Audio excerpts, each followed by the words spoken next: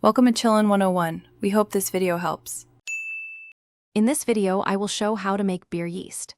Sanitize thoroughly, then mix malt extract, water, and yeast to create a starter. Warm gently and aerate the mixture to kickstart fermentation. Watch for activity and signs of contamination, and keep temperature stable for best results.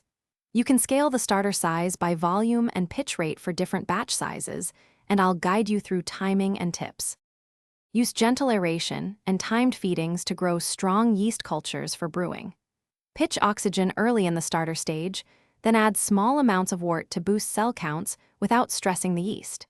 Keep the starter at a steady temperature and avoid sudden shocks that can weaken performance. When activity looks vigorous and the yeast has flocculated slightly, you'll be ready to harvest a dense, healthy slurry to pitch into your batch. If you're finding this guide helpful, please subscribe and like to support more brewing tips.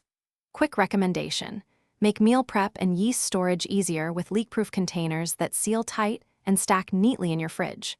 They're great for storing harvested yeast or ingredients, and they cut down on spills during busy brew days.